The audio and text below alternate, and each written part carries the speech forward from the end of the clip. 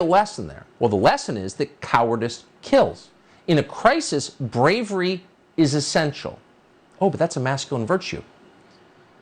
And it was nowhere in evidence in Uvalde. Police there were cowards. They could have saved the lives of many of those children. They refused to do it.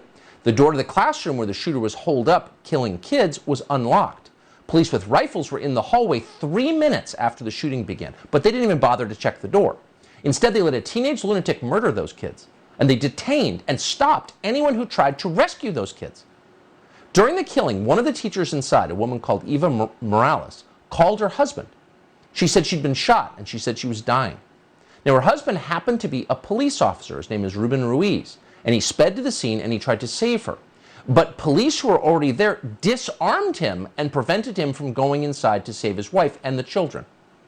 Quote, Ruiz tried to move forward into the hallway, the Texas DPS director said. He was detained and they took his gun away from him and escorted him off the scene.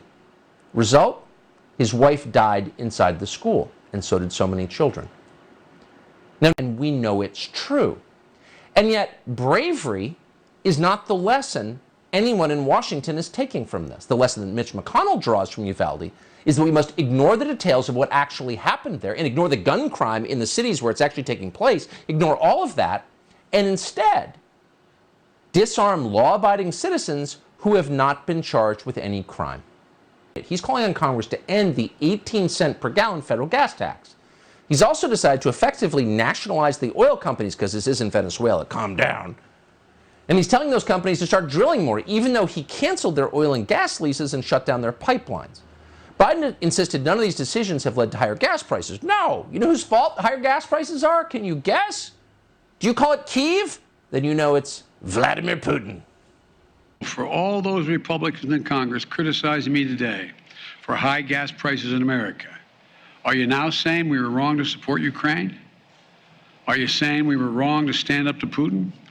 Are you saying that we would rather have lower gas prices in America and Putin's iron fist in Europe? I don't believe that. Stand up to Putin. Oh, be quiet. Nobody cares about Putin, his iron fist in Europe. Stop the Churchill stuff, you pathetic mannequin.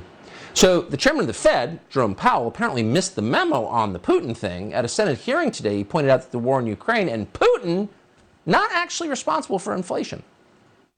Given how inflation has escalated over the past 18 months, would you say that the war in Ukraine is the primary driver of inflation in America? No, inflation was high before, certainly before the war in Ukraine broke out. Americans are paying more at the pump every time they fill up their gas tank. This is a global problem. There are two causes for it, which these high prices derive from. One is, of course, Vladimir Putin's war in Ukraine, and secondly, the supply and refining capacity constraints that have been created by COVID-19 in the United States, but also around the world. Their beds, but they're in charge of our energy supply. Okay. Charles Gasparino is a senior correspondent at Fox.